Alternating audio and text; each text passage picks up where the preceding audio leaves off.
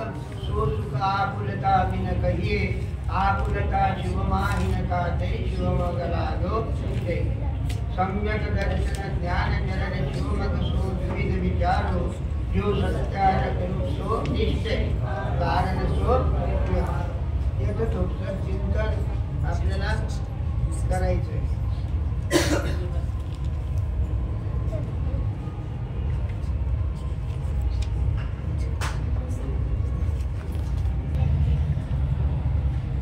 प्रत्येकाजवळ आपल्या दैनिक चिंतनाचा विषय आहे। त्याच्यात काव्य 7 काव्य 100 आणि 6 काव्य इतर। तर समाधी का साथ समाधी मरण नाही जीवन। तर त्याच्यातल्या 4 ओळी आपण प्रस्तावित विचार करू आणि पुढे चालूया।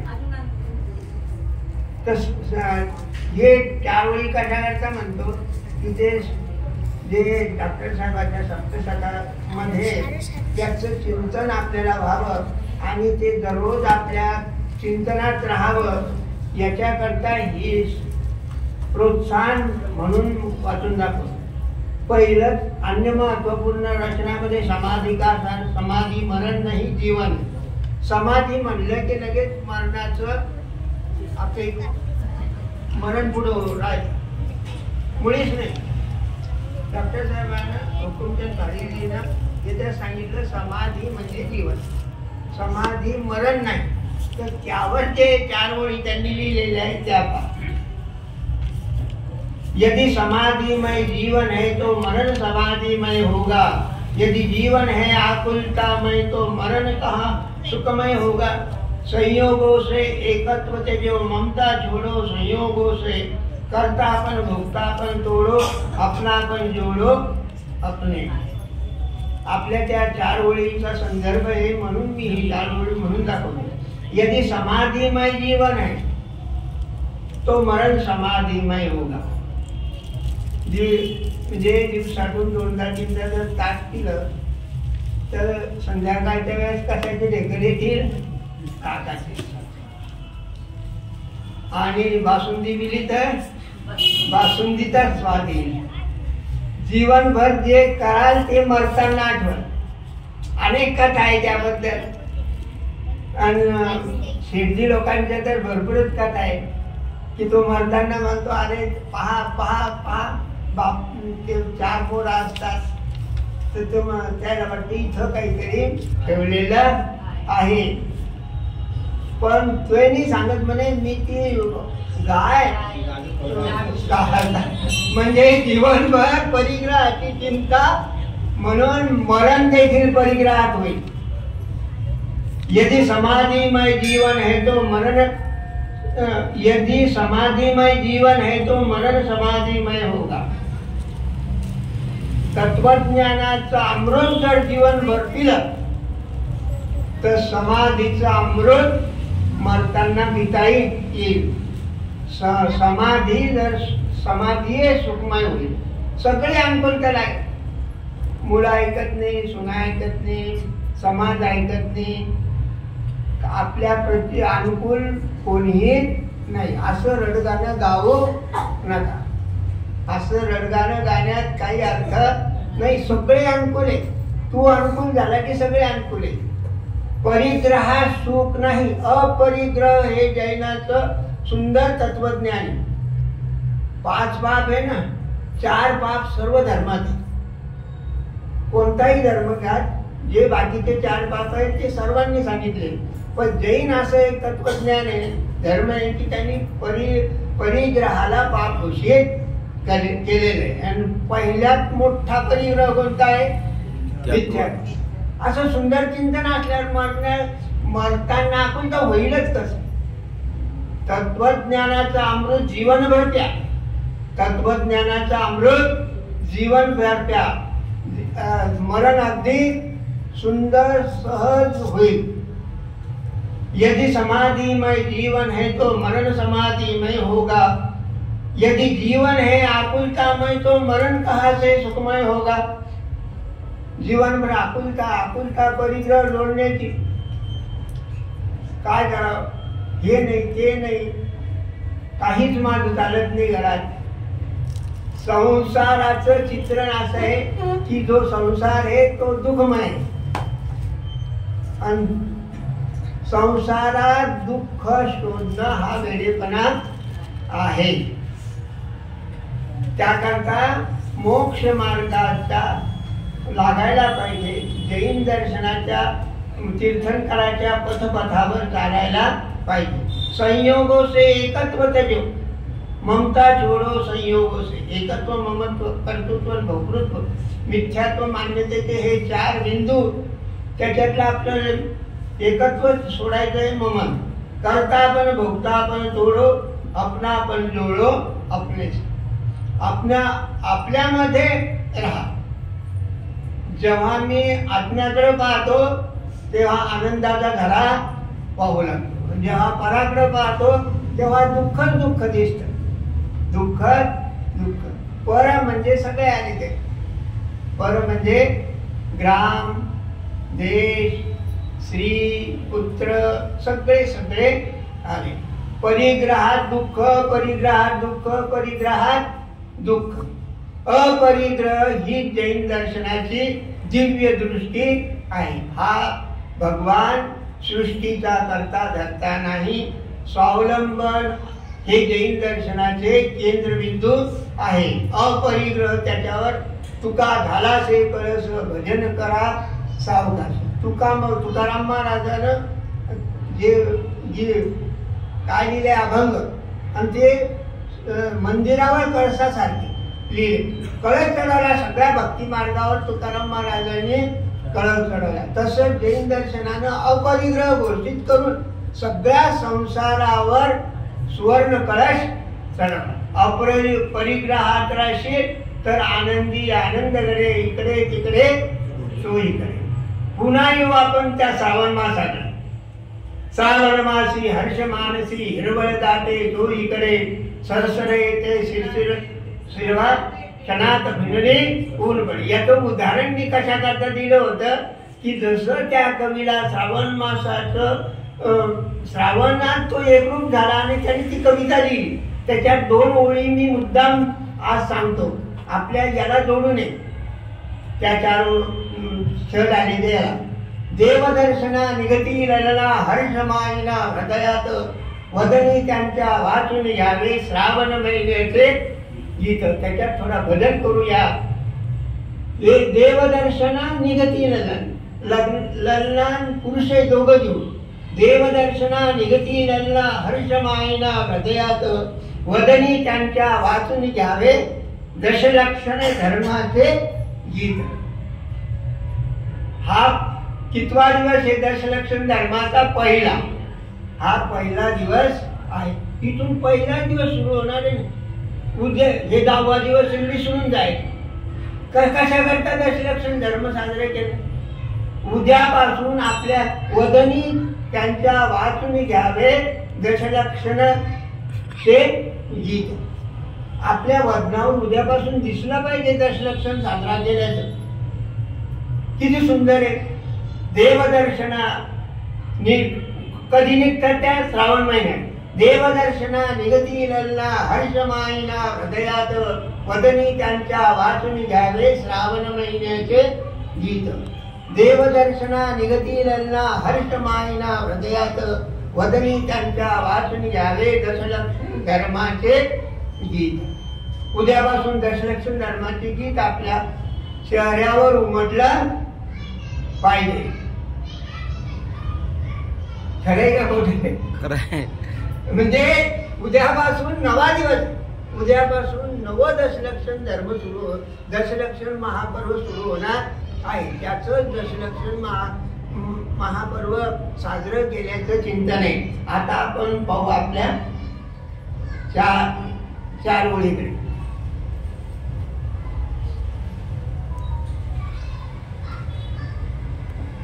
अनेक म्हणजे ती मालिका पाहिली असेल डॉक्टर बाबासाहेब आंबेडकरांची. त्या आंबेडकरांची जी खोली होती ना, ते हे इतकं मोठं ज्ञानाचं भांडार त्यांनी जे जनतेकरता खुलं केलं, आपली घटना लिहिली, तर त्यांच्या त्याच्यात पुस्तकं होती. पुस्तकच कशाच्या सहवासात राहा? परिग्रहाच्या, पैशाच्या, सोन्या चांदीच्या, भांड्याच्या, साड्याच्या, कपड्या लत्त्याच्या, टीव्हीच्या, त्या मला ते नाव आहे फ्रीजच्या, त्याच्या सभासात राहू नका. ज्याच्या घरात पुस्तक तोच महान. ज्याच्या घरात मी शेजाऱ्याने एक पुस्तक दिलं, म्हणले हे वाचा तुकारामची गाथा, त्यानं तिसऱ्या दिवशी आणून दिलं. म्हणजे आमचे मुलं फाडून टाकते. म्हणलं फाडून द्या, पण तुम्ही जवाचा मी दुसरं आणून देईल. नाही म्हणे त्याला जागाच नाही आमच्या घरात. पुस्तकाला जागा नसलेले कोण म्हणतात आपल्या जैन दर्शनात मिथ्या दृष्टी. मी सगळ्यात मोठी शिवी आहे जैन दर्शनाची मिथ्या दृष्टी. आपल्याला ती वाटत नाही. ज्याची विपरीत मान्यता आहे, घरात पुस्तकच पुस्तक राहू द्या, टेबलावर पुस्तक कधीही वाचा.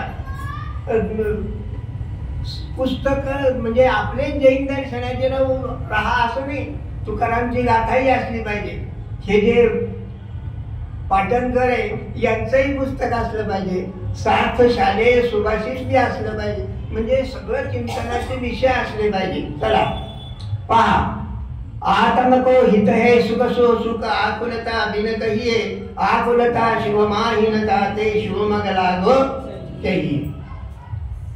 आता तिसऱ्या धाडीत मोक्ष मार्गाचे वर्णन प्रारंभ करीत आहे. या संक्षेपाने अनेक गोष्टी समजून गेलेल्या आहेत ज्या जीवाला सुखी होण्याचे प्रयोजनभूत आहे. आत्म्याचे ही सुखाची प्राप्ती, ते सुख आकुलता रहित म्हटले जाते. आकुलता मोक्षात नाही, म्हणून मोक्ष मार्गावर चालले पाहिजे. त्या डॉक्टर साहेबांच्या 4 वेळी तीच आहे. आत्म्याचे हित सुखाची प्राप्ती, ते सुख आकुलता रहित म्हटले जाते. आकुलता व्याकुलता करू नको ना असं आपण प्रत्येकाला म्हणतो ना. पराकडे पाहू नको, सोकडं पहा, आकुलता व्याकुलता करू नको. सगळे अनुकूल होतील त्याला संसारच कसा.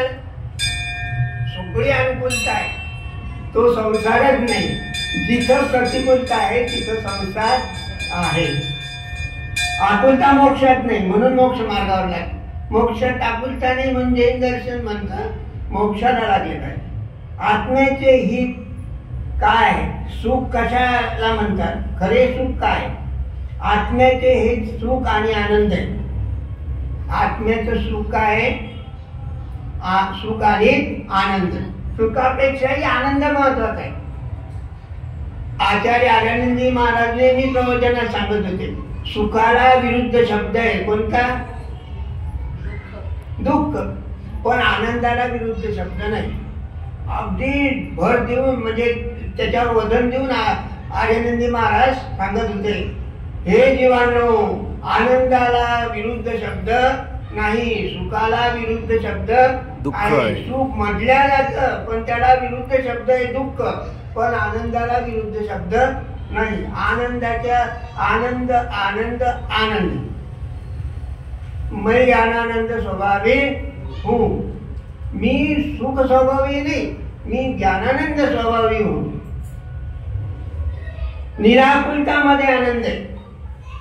निराकुलतेमध्ये आनंद आहे. आकुलता दुःख आहे. आकुलता संपली, निराकुलता आली म्हणजे आनंदाची प्राप्ती होती.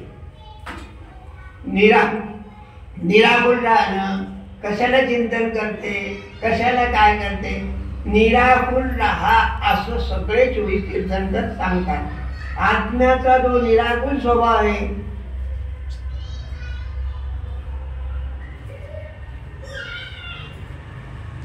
तोच आनंद आहे. आनंद आत्म्याचा सहज स्वभाव आहे. मैं ज्ञानानंद स्वभावी. आत्म्याचा स्वभाव काय आहे, जाणणे पाहणे आनंद. सुखाची व्याख्या, निराकुल आनंद स्वरूप आत्म्याचा परिणाम विशेषाला सुख म्हणतात. सुखाची व्याख्या काय केलेली आहे, निराकुल आनंद स्वरूप आत्म्याचा परिणाम विशेषाला सुख म्हणतात.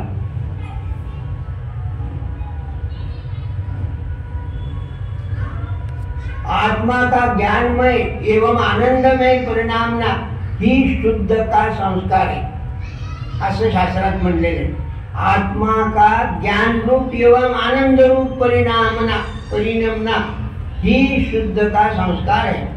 आकुलता दुःख आहे. संसार म्हणजे दुःख. संसार दुःखमय आहे. संसार आणि आनंद एकत्र नांदू शकत नाही. आनंद आणि संसार एकत्र नांदू शकत नाही. संसार आणि आनंद एका महिन्यात दोन तलवारी राहू शकत नाही. संसार असेल तर आनंद आणि सुख नाही, आणि आनंद सुख असेल तर संसार नाही. म्हणून तर बुद्धाजी वैराग्य भावनेमध्ये म्हणतात, जो संसार विषय सुख तो तीर्थंकर क्यों त्यागे, काहे को शिव साधन करते संयम सो अनुराग. जर संसारात सुख असतात तर सगळ्या तीर्थंकरांनी संसार का त्यागला असता आणि मोक्षाच्या मार्गाला का लागले असते आणि कशाला संयम धारण केला. या संकटमय संसारात चार सार्वभौमिक सत्य आहे. चार सार्वभौमिक सत्य आहे. पहिलं सत्य, सर्व जीव दुःखी आहे. दुःखापासून मुक्त होऊ इच्छितात. सकाळपासून संध्याकाळपर्यंत दुःखापासून मुक्त होण्याचा प्रयत्न करतात. दुःखापासून मुक्त होण्याचा निरंतर प्रयत्न करतात. आणि चौथं आहे, तरी देखील आजपर्यंत दुःख दूर झाले नाही. संसारात कोणीही सुखी झालेलं नाही. आणि सगळे धर्म एकमुखाने म्हणतात, संसाराचा त्याग करा आणि साधू व्हा. दौलतांनी म्हणून तर पहिल्या धारीत म्हणतात, जे त्रिभुवन में जीवन सुख जाहे दुखते भयवन, ताते दुखारी सुखकार कहे सीख करुणाधार. त्रिभुवन में अनंत जीव आहेत, ते सर्व सुखाची इच्छा करतात व दुःखाला भीतात. दुःखापासून मुक्त होण्याची इच्छा सर्वांना आहे. सकाळपासून संध्याकाळपर्यंत आमचे सर्व कार्य त्याचे दुःख दूर करण्यासाठीच असतं. दुःखातून मुक्त करण्याचे नाव जैन धर्म आहे. दुःखातून मुक्त करण्याचं नाव जैन धर्म आहे. मोक्ष मार्ग आहे. म्हणून वितरागी परमात्मा त्याच्या मार्गावर चालणारे संत, म्हणून वितरागी परमात्मा व त्यांच्या मार्गावर चालणारे संत ज्ञानीजन आपले खरे मार्गदर्शक आहे. सगळे वितरागी देव, त्या मार्गावर चालणारे संत ज्ञानीजन हे आपले मार्गदर्शक. त्या आपुलतेवर उपायही सांगितला आहे. या तिघांनीही त्या आणि जिनवानीनं त्यावर उपाय सांगितलेला आहे. काय उपाय सांगितलेला आहे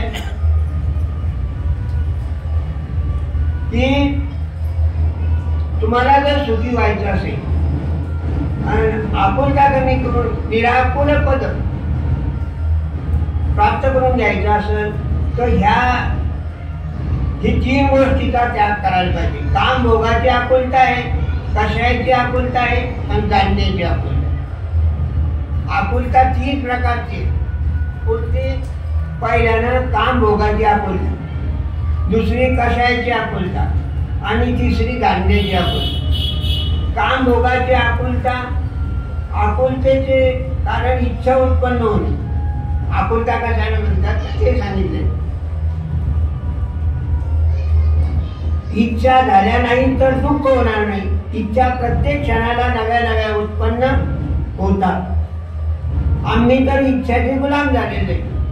आज हे सकाळपासून हे घ्यायचं ते घ्यायचं, नवं नवं काय आणायचं. जिथं जास्त परिग्रह आहे तिथं शास्त्री सांगितले की जास्त परिग्रहाच्या वस्तू येतात, जास्त दुःखाच्या वस्तू येतात आणि त्याच्यात जास्त गुंतल्या जातो. कमी परिग्रह सुखी जीवन, जास्त परिग्रह दुःखी जीवन.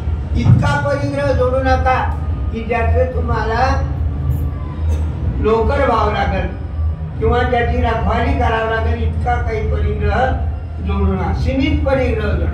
अपरिग्रह वृत्तीनं जीवन भरला असं जैन दर्शन सांगतं.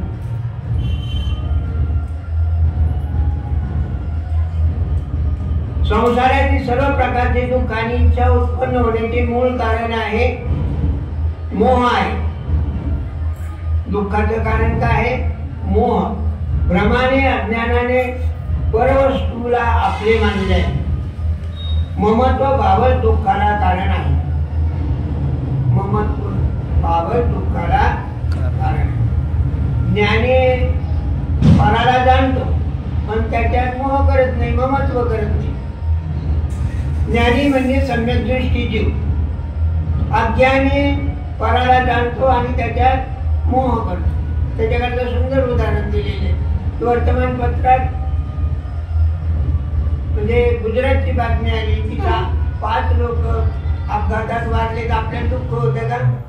नाही. पण तिथं जर आपले लोक गेलेले असले तर लगेच आकुल व्याकुल होतो. म्हणजे मोह आहे ते नाही की इतक्या दूर मोह येतो आपला गावात की तिकडं कसे असतील. ते भूस्खलन झालं मागे तर महाराष्ट्राचे काही लोक होते ना, तर ज्यांचे लोक होते त्यांना किती आकुलता व्याकुलता झाली. ममत्व भावच दुःखाला कारणे. आत्मा स्वयं आनंदाचा गंध, शांतीचा सागर. त्याला आनंदी आणि सुखी होण्यासाठी परपदार्थाची आवश्यकता नाही. तो स्वपद प्रकाशक आहे. जो स्वतःला आनंदाचा गंध आहे, जो स्वतः आनंदाचा गंध आहे, त्याला विषय सामग्रीची काय. आणि 5 इंद्रियाचे विषय तरी काय, क्षणभर दुःख देतात. क्षणभर त्याच्यातून आकुलताच आणि दुःखच निर्माण होत. आपण पूजेमध्ये खूप चिंतन करतो, परंतु मोहामुळे इंद्रियाच्या द्वारे काम भोग ग्रहण करण्याची इच्छा होते. इंद्रिय तर काही जाणत नाही, पाहत नाही. मोहामुळे इंद्रियाच्या माध्यमातून रंगरूप पाहू इच्छितो, मधुर स्वाद घेऊ इच्छितो, सुगंध ग्रहण करू इच्छितो, कोमल स्पर्श घेऊ इच्छितो. या प्रकारच्या इच्छेचे नाव काम आणि भोग आहे. 5 इंद्रियाच्या विषयाला आचार्यांनी काम आणि भोग म्हटलेलं आहे.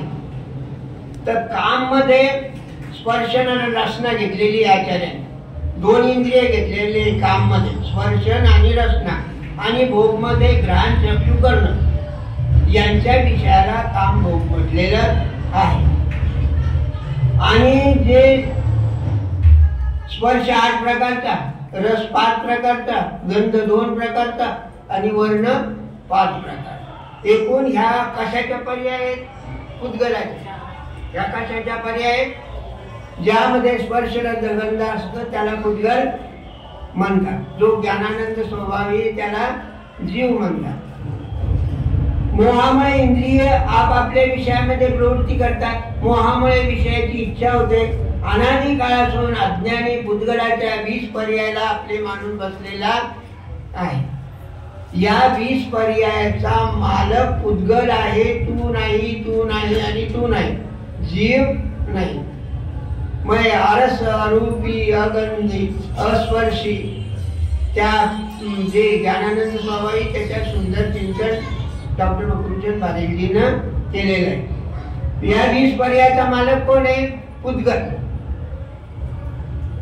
8 प्रकारचा स्पर्श आहे ना, त्याचा मालक कोण आहे? पुद्गल. रस 5 प्रकारचा, गोड, कडू, खारट, आंबट, तुरट, ते याचा मालक कोण आहे? पुद्गल. हे 8 रस आत्म्यात आहे का? नाही.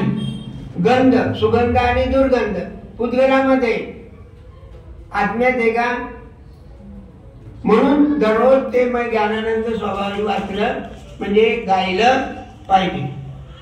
वर्ण 5 प्रकारचे, तर तेही ह्या सगळ्या 20 प्रकारच्या पुद्गलाच्या पर्यायी आहेत.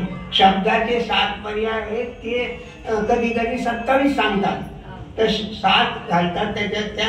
आणि 27 देखील कोणाच्या पर्याय? पुद्गलाचे.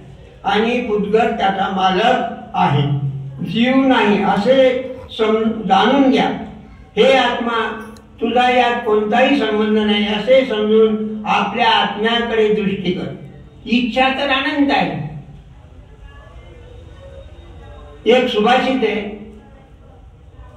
भोगो न भुक्ता वयमेव भुक्ता, तपो न तपता वयमेव तपता, कालो न यातो कालोन याती वयमेव याता तृष्णान जीर्णा वयमेव जीर्णा. भोग भोगले जात नाही, आम्हीच भोगले जातो. तप तपले जात नाही, आम्हीच तापले जातो. काल जात नाही, आम्हीच हरण होतो. तृष्णा लोभ जीर्ण होत नाही, आम्हीच जीर्ण होतो. अंजली सलम जवानी क्षीण होती जा रही प्रत्येक क्षण पल पल. हा म्हणतो काढूनच ठेवले. अंग जवानी क्षीण होती जा रही प्रत्येक पल जर जरा नजदीक आती जा रही. काल की काली घटा प्रत्येक क्षण मंडरा रही किंतु पल पल विषय तृष्णा तरुण होती जा रही. म्हातारपणी विषय तृष्णा कमी व्हायला पाहिजे, पण ती तरुण होती. आणि म्हातारपण जवळ येतो. काल की काली घटा, कधी काळ येईल याचा काही नेम नाही, म्हणून जागृत हो. आणि याच्यावर सगळ्यात सुंदर उपाय काय? तत्वज्ञान. दररोजचा स्वाध्याय हे चिंतन आपलं म्हणजे जीवनच स्वाध्यायामध्ये गेलं पाहिजे. ही काम भोगाची आकुलता यांचा अभाव कसा करता येईल याचाही विचार झाला पाहिजे. मग ही काम भोगाची आकुलता कशी नष्ट होईल? पंडित टोडरमलजींनी त्याच्यात सांगितलेले की तत्वज्ञानाच्या अभ्यासामुळे परपदार्थ इष्ट अनिष्ट भासणार नाही, तेव्हा काम भोगाची आकुलता कमी. हे विचारच म्हणजे आपल्या जीवनातच केले पाहिजे. तत्वज्ञानाच्या अभ्यासामुळे काम भोगाची आकुलता कमी होईल. 3 गोष्टी सांगितल्या होत्या ना. काम भोगाची आकुलता पाहिजे आणि त्याच्यावर उपाय पाहिला. उपाय काय सापायला आपण तत्वज्ञानाच्या अभ्यासामुळे परपदार्थ इष्ट अनिष्ट भासणार नाही, तेव्हा काम भोगाची आकुलता उत्पन्न होणार नाही. आता कशाची आकुलता? 3 गोष्टी सांगितल्या ना. कोणती कोणती? काम भोगाची आकुलता, दुसरी कशाची आकुलता आणि तिसरी जाणण्याची आकुलता. कशाची आकुलता काय? आता काम भोगाची विषयाची इच्छा, आकुलता, व्याकुलता यामुळे कशाय उत्पन्न होतात? काम भोगाच्या आकुलते व्याकुलतेमुळे कशाय उत्पन्न होतात? कशाय तर माहित आहे, क्रोध मान माया लोभ. जो आत्म्याला कष्टात दुःख देतात त्याला कशाय म्हणतात? त्याच्या कश म्हणजे संसार, अनय म्हणजे प्राप्ती. ज्याला संसाराची प्राप्ती होती त्याला म्हणतात कशाय. ज्याला संसाराची प्राप्ती होते त्याला म्हणतात कशाय. मिथ्यात्वामुळे परपदार्थ इष्ट अनिष्ट भासतात, तेव्हा कशाय उत्पन्न होतात? मोहामुळे मिथ्यात्वाने कशाय भाव होतात? चिंतन करण्यासारखे. मिथ्यात्वामुळे परपदार्थ इष्ट अनिष्ट भासतात, तेव्हा कशाय उत्पन्न होतात? अनित्यात्व कशाला मुळे निर्माण होतात? तर मोहामुळे मिथ्यात्वाने कशाय निर्माण होतात? मोहामुळे मिथ्यात्वाने कशाय उत्पन्न होतात? भाव होतात. संसाराचे मूळ कारण हेच आहे. संसार म्हणजे दुःख, त्यामुळे वर्तमान काळातही जीव दुःखी आणि आगामी कर्मबंधाचे कारण देखील हेच आहे. हेच आहे मिथ्यात्वाने कशाय दुःख देतात, आकुलता निर्माण करतात. म्हणून आनंद सुख निराकुलतेमध्ये आहे. ती कशायची आकुलता कशी अभाव होईल? ती कशायची आकुलता सांगितली. आता त्याच्या अभावाचा उपाय सांगतात की तत्वज्ञानाच्या अभ्यासामुळे परपदार्थ इष्ट अनिष्ट भासणार नाही, तेव्हा कशा उत्पन्न होणार नाही. आत्म्यामध्ये मी रमतो तेव्हा आनंदाचा झरा वाहू लागतो. आणि जेव्हा हे पुद्गल डोळे उघडतो आणि संसाराकडे पाहतो तेव्हा आकुलता व्याकुलता होते. की हे इथं तर माझी प्रतिकूलता काहीच नाही, इथं अनुकूलता माझ्याकडं काहीच नाही, सगळी प्रतिकूलता आहे. मोही जीवाला अनुकूल कोणीच वाटत नाही आणि ज्ञानी जीवाला सगळे अनुकूल वाटतात. ते कोणते पंडितजी, त्यांची पत्नी किती क्रोधित होती तर तिला काय म्हणत, ते काय म्हणत, तिला काय नाव म्हणत होते, नित्य वैराग्य दायी. नेहमी मला वैराग्याचा आठवण करून देते. कोण होते ते? प्रवीण बरिया. ते पुस्तक लिहिलं छोटं त्यांनी. तर ते त्यांची पत्नी खूप क्रोधित होती. एक दिवस ते प्रवचन करून म्हणजे प्रवचन करता करताना ना गुटखा ते हुक्का भरण्यासाठी जावं लागत होतं. इतकी प्रतिकूलता होती. आणि एक दिवस ते आले उशिरा प्रवचन करून. तर ते एक घागरवर पाणी त्यांच्या अंगावर टाकलं थंडीच्या दिवसात. दररोज तर गरजत होती, आज तू बरसली, बरं झालं. दररोज तू गरजत होती, आज तू बरसली. इति प्रतिकूलतेमध्येही तो जीव शांत राहतो. त्याला म्हणतात नाही सगळ्यांना जे जमतात काही नाही. हा प्रयोग आपल्या नवऱ्यावर करू नका. नाही तर तुम्ही त्या ज्ञानीच नाही, मग ज्ञानी नाही म्हणून घोषित करून द्या. त्याच्यात 3 गुण आहे भगवंताचे. वितरागी, सर्वज्ञ आणि हितोपदेशी. तर सर्वज्ञ होण्याच्या अगोदर वितरागी व्हावं लागतं. वितरागी झाल्याशिवाय सर्वज्ञ होता येत नाही. जर अगोदर सर्वज्ञ झाले तर सगळं लोकालोक सगळं दुःख दिसत आणि आकुलता व्याकुलता अधिकच वाढेल.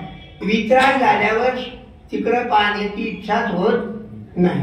जे के कारण जाना तो जानना स्वभाव नहीं. जे के कारण यदि ज्ञान जानोगे तो स्वभाव नहीं. तर याच्यात सुंदर ते ज्ञान स्वभाव निराला याच्याशी अनुरूप आहे म्हणून सांगतो. दर्पण में दर्पण दिखता है नहीं होता वह बिंबाकार. नाना रूप दिखे दर्पण में वे सब दर्पण के आकार. त्यो गायक में प्रतिबिंब होते पर रहता वह ज्ञानाकार. ज्ञेयाकार उन्हीं को कहना यह कहलाता है व्यवहार. दर्पण में दर्पण दिखता है नहीं होता वह बिंबाकार.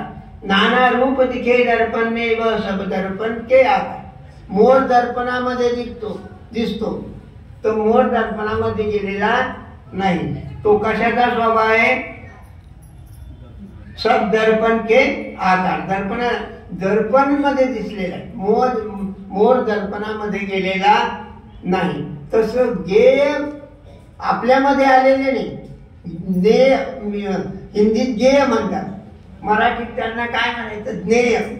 ज्ञेय पदार्थ माझ्यात आलेले नाही, माझ्या ज्ञानात झळकले. मोर दर्पणात गेला का? आरशात गेला नाही, आरशात झळकला.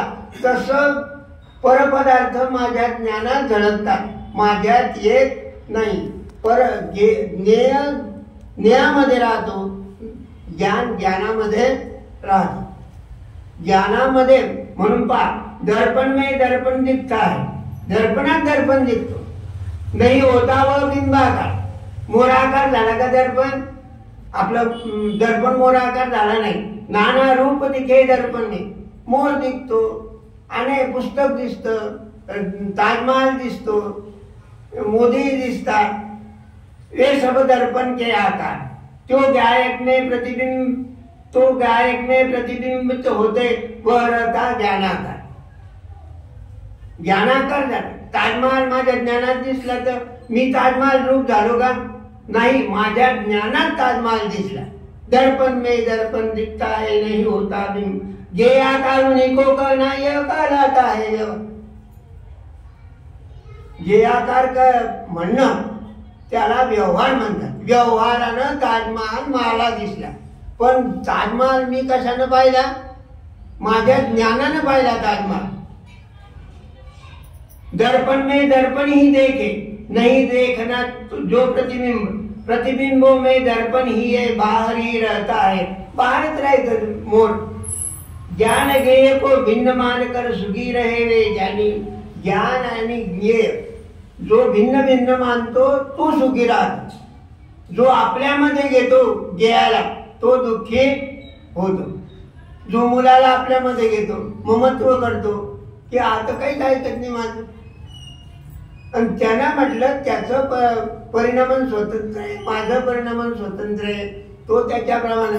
आणि कोण डॉक्टर हुकुमचंद भालेजी म्हणतात, कोणत्या मुलानं आतापर्यंत बापाला निश्चित केलं? बाप पिढीवर म्हणजे दुकानावर बसतो आणि सगळं दुकान व्यवस्थित सांभाळतो. जेव्हा मुलगा दुकानात जातो तेव्हा तो मग बापाला म्हणतो की तुम्हाला काही समजत नाही, गिऱ्हाईक करता येत नाही, तुम्ही चुपचाप बाजूला बसा. म्हणजे त्याचं ज्ञान झिरो होतं, त्याचं ज्ञान झिरो होतं. म्हणून मुलाबद्दल चिंताच करू नका. मुलाबद्दल उदाहरणे कशाबद्दल चिंतन परपदार्थ पर आहे, ते दुःखाला कारणीभूत आहे, कशाला निर्माण करणारे आणि जे आश्रित जो निज को माने वे मैन, जे आश्रित जो निज को माने वे मानी अज्ञानी आहे. जे आश्रित जे म्हणतात ते अज्ञानी आहे. ज्ञान न गेयो में जाता, जे स्वयं में नहीं आते. ज्ञान जे ज्ञानामध्ये जात नाही, जे स्वयं में नहीं आता. आणि ज्ञेय परपदार्थ आपल्यात येत नाही. ज्ञान की निर्मलता ऐसी जो को तो झलक. ज्ञानची अशी निर्मलता आहे की जे पदार्थ जसे आहे तसे झळकतात आणि जसे आहे तसे त्यांना ओळखा, तरच सुखी व्हा. ज्याय को ही गेय बनाओ और बनाओ तुम श्रद्धे. म्हणून गायक म्हणजे आत्मा, आत्म्यालाच गेय बनवा म्हणजे जाणा. गेय बनवा म्हणजे परपदार्थाला जाणा. तर आत्म्यालाच गायक बनवा और बनाओ तो, आणि त्याच्यात श्रद्धा करा म्हणजे सम्यक दर्शन करा. गेयो की चिंता से बसो, गायक ही मेरा देह. माझं ध्येय काय आहे? भगवानात. मला सुखी करायचंय, मला व्हायचं. सर्व जगाला सब संसार सुखी हो, ही एक भक्तिगीत आहे. तर आचार्य म्हणतात सर्वाला सुखी करण्याची तुझी शक्ती नाही, तू फक्त स्वतः सुखी होऊ शकतो आणि गेयाला गे समजूनच होऊ शकतो. जर त्या गेयाला आपल्यामध्ये घातलं तर दुःखच दुःख आहे. करो समर्पण निज का निज में नहीं रहोगे तुम्हाला पत्नी. गेयो पर से दृष्टी हटाकर आत्मज्ञ होते सर्वज्ञ. असं सुंदर ही कोणाची कविता आहे? राजकुमार शास्त्री द्रोणागिरीची. तर हे एक पुस्तक आणि सप्तशतक हे दररोज चिंतनाचे विषय आहे.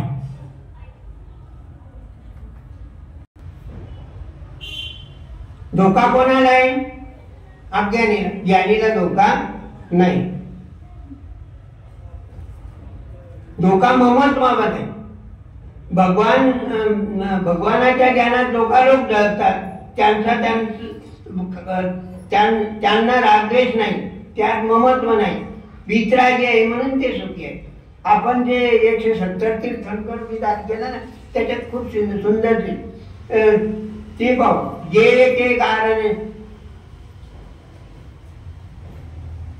के कारण जाना तो जानना स्वभाव नहीं, जे स्वभाव नहीं रहा. जे के कारण यदि ज्ञान जानोगे तो स्वभाव नहीं रहा. तर त्याच्याबद्दलच पाहत्या. ज्ञान की तेजोमय प्रज्वलित हो आनंद, कर्म इंधन जलाओ प्रभु आज, मोह की राजधानी हुई भस्म, शुद्ध चैतन्य का हो तिलकाय. असं राजमल्ल पोवाजीने 170 तीर्थंकर विधानामध्ये म्हटलेलं आहे. शुद्ध चैतन्य करू का? त्याच्यात दुसरं आहे, ज्ञान में ज्ञान का स्वाद जाना नहीं, गेय मिश्रित चखा आज तक ज्ञान फल. शुद्ध चैतन्य तरू का अतींद्रिय सुफल, हे फल आहे प्रभू ज्ञान की शाख मन. आजपर्यंत या संसारी ज्ञानामध्ये ज्ञानाचा स्वाद जाणलाच नाही. ज्ञानामध्ये ज्ञानाचा स्वाद जाणला नाही. गेय मिश्रित चखा आज तक ज्ञान फल. परपदार्थाला मिश्रण करून स्वाद टाकला. पत्नी आहे तर सुखी, मुलगा आहे तर सुखी. कोणी मुलं नाही म्हणून दुःखी, कोणी मुलं आहे म्हणून दुःखी, कोणी पत्नी नाही म्हणून दुःखी आहे. जे पत्नी आहे ती दुःखी. म्हणजे या संसारात सुख कोणाला नाही. ज्ञान में ज्ञान का स्वाद जाना नाही. या भव्य जीवानं ज्ञानामध्ये ज्ञानाचा स्वाद जाणायचा आहे. कसा स्वाद जाणला? गेय मिश्रित चका आज तक ज्ञान फळ. ज्ञान फळ जे ते गेय मिश्रित जाणलं. ज्ञेय म्हणजे परपदार्थ. तर त्या परपदार्थाला जवळ करून आनंद घ्यायचा प्रयत्न केला तर ते कधीच शक्यच नाही. ज्ञानामध्ये ज्ञान में ज्ञान का स्वाद. ज्ञानामध्ये ज्ञानाचा स्वाद घेता येईल. शुद्ध चैतन्य रुका अतींद्रिय सुफल. हे फल आहे प्रभू ज्ञानाची शाखा. जाणणे आत्माचा स्वभाव आहे. आत्मा स्वयं ज्ञान प्रभू आहे. जाणतो काही करीत नाही. म्हणून सर्व आचार्य म्हणून आचार्य अमृतचंद्राचार्य आत्म्याखाती समयसाराच्या टीकेमध्ये म्हणतात 62 कलश आहे. आत्मा ज्ञानम स्वयं ज्ञानम ज्ञानात अन्यत करोति किम परभावस्य कर्तात्मा मोह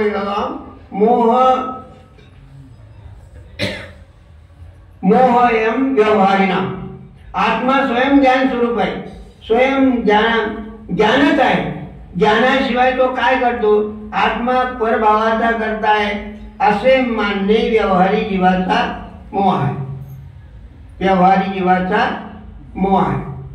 खरं जाणल्याशिवाय काय करतो? पराचा करता मी नाही, पराचा मी करता नाही, ईश्वर सृष्टीचा करता नाही, हे एक मुखानं जैन दर्शन म्हणतात. स्वावलंबन सृष्टीचा करता तू नाही हे जैन दर्शनाचं तत्व आहे की स्वतःचा उद्धार दुसरं कोण करणार आहे? स्वतः उद्धार स्वलाच करावा. जाणण्याची आकुलता मिटली, अभाव झाला तर निराकुल आनंद होतो. तिसरी आकुलता जाणण्याची आहे, ती जर मिटली तर निराकुल आनंद होईल. गेयामध्ये ममत्व करायचं नाही, परपदार्थामध्ये ममत्व करायचं नाही, त्याला आपल्या ज्ञानात घुसू द्यायचं नाही. ते मोर दूर आहे. तो काही कशात आला नाही, आरशात आला नाही. मोर आपल्यात येऊ द्यायचा नाही. मोर आणि मोह देखील आपल्यात येऊ द्यायचा नाही. ज्ञानाचा आनंद ज्ञानामध्ये घ्यायचा, गेयामध्ये नाही घ्यायचा. ज्ञानाचा आनंद ज्ञानामध्ये घ्यायचा, गेयात नाही घ्यायचा. या 3 आकुलतावर उपाय काय? शेवटचाच मुद्दा काय उपाय त्याच्यावर? तत्वज्ञानाच्या अभ्यासामुळे परपदार्थ इष्टानिष्ट भासणार नाही, तेव्हा हे जाणण्याची आकुलता कमी होईल. कशाच्या कामभोगाची आकुलता कमी होईल, कशाची आकुलता होईल आणि जाणण्याची आकुलता होईल. सर्वात उत्कृष्ट उपाय काय? तत्वज्ञानाचा अभ्यास. माग पाहणी झाली तर सगळ्यात सुशिक्षित समाज कोणता आहे? जैन. सगळ्यात सुशिक्षित स्त्रिया कुठे कोणत्या धर्मात आहे? जैन धर्म. सगळ्यात सुशिक्षित समाज जैनात आहे. कारण आपण पहिल्यापासूनच ज्ञानाचा काल धरलेली आहे. त्या आदिनाथ भगवंताला ती प्रथमानुयोगामध्ये त्या 2 मुली होत्या, त्या 2 मांडीवर बसवत होत्या आणि एकीला गणित शिकवलं आणि एकीला भाषा शिकवलं. म्हणजे मुलीला शिक्षण द्यायचं नाही असं जैन धर्मात कधीच नव्हतं, कधीच राहणार नाही. स्वाध्याय हा जैन धर्माचा आत्मा आहे. आत्मा म्हणजे स्वाध्याय. स्वाध्यायाचा अर्थ तर त्या स्वचा अभ्यास. स्वचा अभ्यास केल्याशिवाय सुखी होणार नाही, स्वला जाणल्याशिवाय सुखी होणार नाही. त्याच्यावर उपाय काय? तत्वज्ञानाचा अभ्यास. खूप चिंतन मनन करा की कशाचा धडा व्हायला पाहिजे? अमृताचा धडा व्हायला पाहिजे. दिवसभर ताक प्याल तर कशातच ढेकरील, ताकातच ढेकरील. बासुंदी खाल तर बासुंदीचाच ढेकरील. गुलाबजामू खाल तर गुलाबजामूचाच ढेकरील. चतुर्दशी आठवण करीत नाही. खाल्ल्याचे पदार्थ तिकडून मान आणली.